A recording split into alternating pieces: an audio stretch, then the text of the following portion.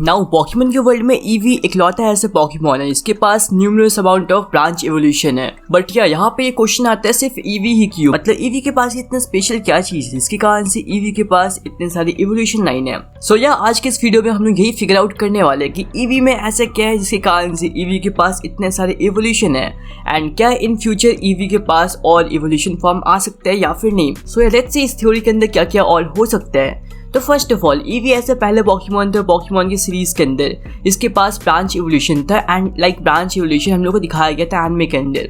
And देखो इसको कभी भी एक्सप्लेन नहीं किया गया कि ये इतने सारे इवोल्यूशन फॉर्म में लाइक इवॉल्व कैसे होते हैं। तो सबसे पहले पॉकीमोन रेड एंड ब्लू के अंदर ईवी 3 पॉकीमोन में लाइक इवॉल्व हो सकता था, जॉल्टियन, वेपैरियन एंड फ्लेरियन, जो 3 इवोल्यूशन स्टोन से इवॉल्व होता है, जो हाँ बहुत ही कॉमन था। लेकिन देखो पॉकीमोन की इनिशियल गेम्स के अंदर तुम्हें एक सीरीज के अंदर सिर्फ एक ही ईवी मिलेगा, मतलब तुम चाहे तो उसको फ्लेरियन, जॉल्टियन या वेपैरियन 3 में से किसी एक इवोल्यूशन लाइन में ही इवॉल्व कर सकते हो। देन या इसी कारण से तुम्हें सबको इवॉल्व करने के लिए तुम्हें ट्रेड करना होगा किसी न किसी प्लेयर के साथ साथ। ओके ये तो अलग बात थी। और फिर जब पॉकीमोन का सेकंड जनरेशन आया पॉकीमोन गोल्ड एंड सिल्वर, तो वहाँ पे ईवी की एबिलिटी 2 और पॉकीमोन में इवॉल्व होने की हो चुकी थी, जो एस्पियन एंड अम्ब्रियन थे। एंड उसके बाद लोकेशन बेस्ड इवोल्यूशन इंट्रोड्यूस करवाए गए पॉकीमोन डायमंड एंड पर्ल के अंदर। इस कारण से ग्लेसियन एंड लीफियन का भी इंट्रोडक्शन हुआ। लेकिन बाद में जब स्वॉर्ड एंड शील्ड आया तब ग्लेसियन एंड लीफियन की जो इवोल्यूशन थी वो लोकेशन बेस्ड ना होकर स्टोन से होने लगी।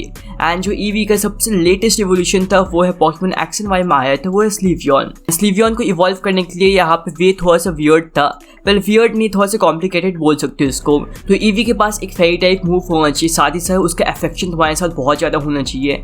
एंड उसके बाद फेरी टाइप मूव होते हुए वो अगर कोई लेवल अप करता है देन या उसके चांसेस होते हैं कि वो स्लीवियन में इवॉल्व हो जाए। तो अभी तक इतने सारे इवोल्यूशन लाइन है ईवी के।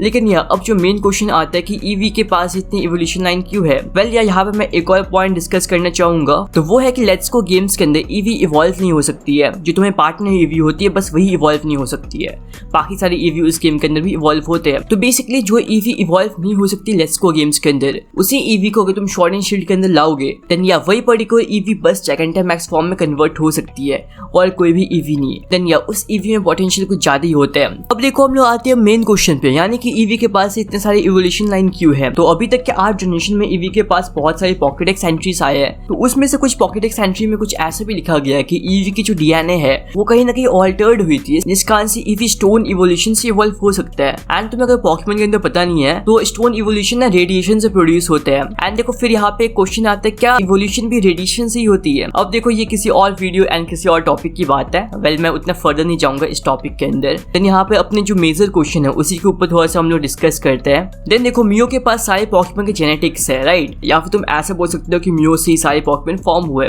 काइंड ऑफ तुम ऐसा बोल सकते हो। और यार देखो एक और बात है कि डीएनए एक्सक्लूसिव पॉकीमोन सिर्फ ईवी ही नहीं है। देखो डीएनए स्पीसीज नाम का एक आइटम होता था पॉकीमोन के ब्लैक एंड व्हाइट 2 के गेम्स के अंदर, जिसके कारण से तुम क्यूरियम को दूसरे उससे फॉर्म में कन्वर्ट कर सकते थे। एंड म्यूटू भी एक्सपेरिमेंट डीएनए का ही, एंड उसके बाद डिऑक्सिस का जो नाम है वो भी डीएनए पे रखा गया है। और जो फॉसिल पॉकीमोन है वो भी अपने डीएनए से फिर अपने न्यू पॉकीमोन में कन्वर्ट होते हैं।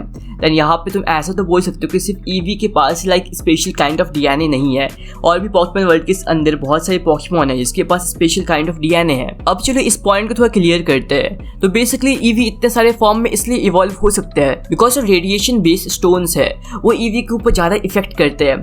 अब ना यहाँ पे एक और क्वेश्चन आ सकता है कि वही स्टोन इसके ऊपर ज़्यादा इफेक्ट क्यों करते हैं और किसी पॉकीमोन के ऊपर क्यों नहीं करते। देन या ये अभी भी अनआंसर्ड रहेगा। लेकिन जो बेसिक पॉइंट था हम लोग का ईवी के पास इतनी इवोल्यूशन क्यों है, अब इसका आंसर हम लोग को मिल चुका है। बिकॉज ईवी ज्यादा रेडिएशन को कवर कर सकते हैं, दैट्स व्हाई ईवी के पास ज्यादा इवोल्यूशन लाइंस है। नाउ अभी बात करते हैं क्या फ्यूचर के अंदर ईवी के और नए इवोल्यूशन फॉर्म आ सकते हैं। देन या ऐसे बहुत सारे चांसेस है कि ईवी के नए फॉर्म यहाँ पे फ्यूचर के अंदर आए। बिकॉज देखो पॉकीमोन में 18 टाइप्स है एंड मे बी फ्यूचर के अंदर हम लोग को ऐसा शो कर दिया जाए कि ईवी के पास भी 18 के 18 टाइप्स की इवोल्यूशन लाइन है, एंड ऐसा पॉसिबल हो सकता है। एंड देखो मैं सबसे ज्यादा देखना चाहता हूँ कि ईवी के कोई फ्यूजन फॉर्म हो, यानी कि ईवी के सारे इवोल्यूशन लाइन फ्यूज हो जाए एक दूसरे में एंड एक फ्यूजन फॉर्म मिले ईवी का। ये मेरे ख्याल से सबसे बेस्ट रहेगा अभी तक। लेकिन यार देखते हैं पॉकीमोन कंपनी कब तक इंट्रोड्यूस करती है इस फॉर्म्स को। एंड बाय द वे यार आज की वीडियो के लिए इतना ही था।